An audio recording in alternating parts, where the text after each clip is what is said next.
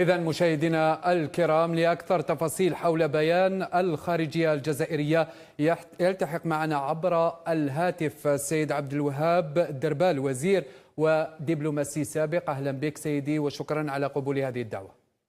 أهلا وسهلا، السلام عليكم ورحمة الله وبركاته، شكرا لكم على الاستضافة. إذا سيدي الكريم، كما تابعنا في بيان الخارجية الجزائرية، الجزائر ترد ببيان شديد اللهجة وبالرفض القاطع مخاطبتها بالمهل والإنذارات والتهديدات أيضا.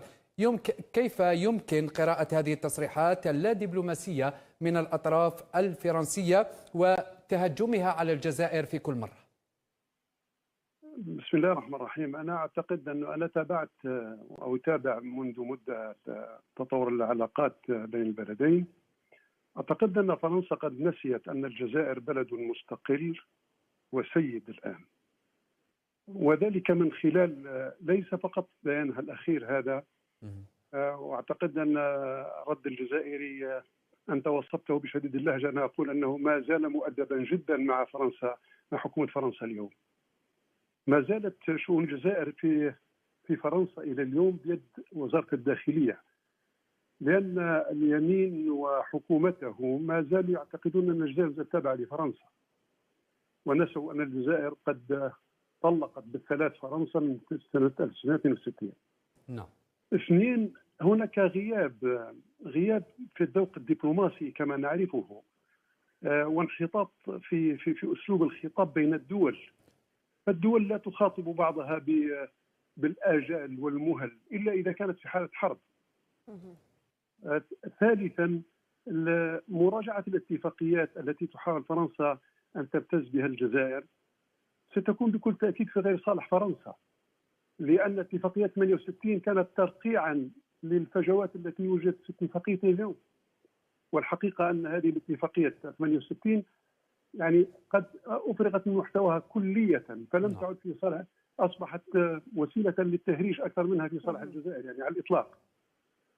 الجزائر نظن أن اليوم أمام فرصة ذهبية لإزالة كل خبائث فرنسا السياسية والثقافية التي لحقت بالجزائر. والجزائر اليوم أمام فرصة أخرى ثانية لتعميق الانحدار الفرنسي على المستوى الدولي وعلى المستوى الأوروبي. وأنتم تعلمون أيضا أن فرنسا تعاني منذ سنوات من مشاكل داخلية كبرى، ولابد الجزائريين أن يعلموا يقينا أيضا أن فرنسا هي أكثر الدول الأوروبية مديونية هذه الأيام. نعم. ونعلم جميعا أيضا أنه منذ أن أفرزت الانتخابات الأمريكية على رئاستها الجديدة فإن حربا اقتصادية وتجارية تحديدا بدأت في العالم. فرنسا ليست أهلا لها، ولذلك ترمي جميع مشاكلها على الجزائر، لأن نعم. الجزائر طيب سيد عبد الوهاب دربال، بمتابعة مسلسل الاستفزازات الفرنسية للجزائر والتطاول والهجمات الاستفزازية الإعلامية والسياسية ومن كل الأبواق في فرنسا، ما الذي تسعى إليه باريس اليوم من خلال تهديداتها بمراجعة الاتفاقيات، اتفاقية 68 900 و1000، وكيف ستكون تبعيات ذلك على مستقبل العلاقات الجزائرية الفرنسية؟ سأحاول أن أجيب باختصار على مستوى نقطتين فقط. النقطة الأولى، أنا لا أعطي كثير اهتمام للإعلام الفرنسي، لأن الإعلام الفرنسي كما تعلمون اليوم يميني بامتياز وصهيوني في الخطاب. وبالمناسبة الذي عرفناه في التاريخ السياسي أن اليمين كان دائما ضد اليهود. طيلة تاريخ اليمين في أوروبا كان ضد اليهود على رأسهم النازية، لكن اليمين الجديد في أوروبا حليف للصهيونية. ولذلك فإن وسائل الإعلام اليوم في فرنسا، أنا لا أحب أن أعطي إشهارا لقنواتهم، لكن جميعها بيد الصهاينة. ولذلك فإن الخطاب الممارس الآن في فرنسا يعني ثنائي الأهداف، خادم للصهيونية ومهاجم للجزائر المعروفة بمواقفها التاريخية تجاه القضية الفلسطينية طبعا. اثنين، مع قضية الاتفاقيات، اتفاقية 68 قلت قبل قليل أنها أفرغت من محتواها، لأنه يجب أن يعلم القانونيون والسياسيون وعامة الشعب الجزائري أن اتفاقية 68 كانت كلها في صالح فرنسا. بنيت فرنسا في الستينات والسبعينات بسواعد الجزائريين، ثم أن الامتيازات التي حصلت عليها فرنسا من الجزائر أرادت الجزائر أن تستدرك بعض حقوق الجزائريين، وخاصة في الموبيليتي، يعني في التنقل، في سهولة التنقل بين الأشخاص وخاصة أسر المهاجرين، وأن الترقيعات التي حصلت في 68 للفجوات التي تركتها اتفاقية إيفيون كانت كلها في الحقيقة لم تكن في صالح الجزائر.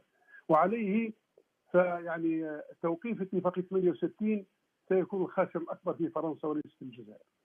نعم سيد دربال، لكن لماذا اليوم تحاول فرنسا هذه أو تحول هذه فرنسا هذه الاتفاقية إلى عقدة المستعصية اليوم وتطالب بفسخها ووقف العمل بها أيضا؟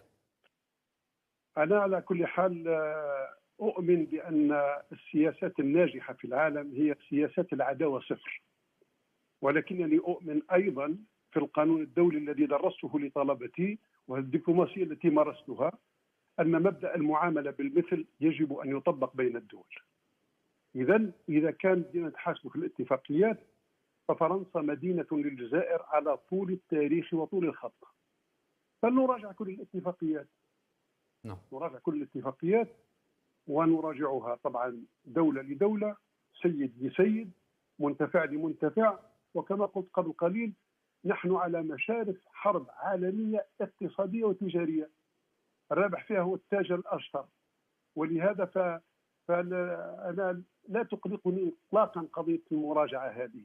ربما ستقلق بعض أصحاب المصالح الخاصة، لكنها لن تقلق الدولة الجزائرية، خاصة الجزائر أيضا اليوم أميرة والسيد عبد الوهاب دربال تؤكد على أن التشريع الفرنسي والاتفاقيات الثنائية والقانونين الأوروبي والدولي كذلك تصب جميعا في صف الجزائر، خاصة فيما يتعلق بالحماية القنصلية لرعاياها أيضا، ومع ذلك نشهد هذا التعنت من الأطراف الفرنسية والتدابير أيضا من طرف واحد. سأقول لك كلاما ربما سيتفاجأ به الناس. الأوروبيون لا يكذبون على بعضهم وعلى شعوبهم لما يتعلق الأمر بأمورهم الداخلية، ولكنهم يكذبون في العلاقات الدولية. هدمت ليبيا بكذب فرنسا، وهدمت العراق بكذب دول أخرى، لأن الكذب في العلاقات الدولية سياسة ممارسة، لأن المصالح مبدأ تحميه القوة في العلاقات الدولية. الحضارة التي ننتمي إليها أن الحق يحميه العدل، ولذلك تميل فرنسا إلى الكلام عن الاتفاقيات، في حين أنها وهي عضو لمجلس الأمن دائم في مجلس الأمن تعلم أن قضايا كثيرة اتخذت من الأمم المتحدة بموافقة مجلس الأمن عكستها فرنسا وهي عضو دائم. فهي إذا لا تتكلم عن القانون، ولكنها لا تحترم لا قانونها ولا القانون الدولي التي تدعي أنها أحد أركانه. طيب سيد عبد الوهاب دربال، لو نتابع هذا المسلسل الاستفزازي الفرنسي على الجزائر، حرب التصريحات والتهديدات انتقلت من أبواق إعلامية وأبواق اليمين المتطرف إلى فرنسا الرسمية الآن. ربما هذا منعرج خطير لم تشهده من قبل العلاقات الجزائرية الفرنسية. كيف سيكون السيناريو القادم في مستقبل العلاقات؟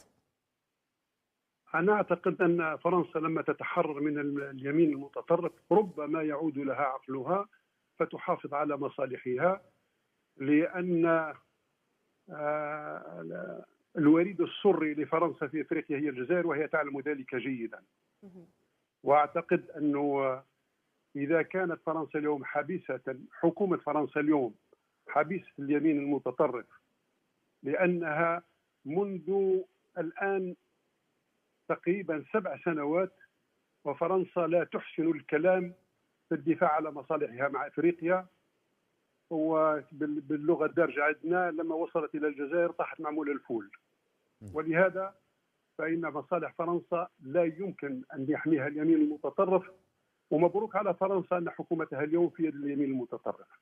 وقلت في بداية كلمتي أن ملف الجزائر ما دام موضوعا في يد الداخلية في فرنسا، ففرنسا ما زالت إلى حد الآن في غيها الاستعماري القديم. نعم السيد عبد الوهاب دربال الوزير والدبلوماسي السابق، شكرا لك على كل هذه التوضيحات. كنت معنا عبر الهاتف في الحصاد الإخباري.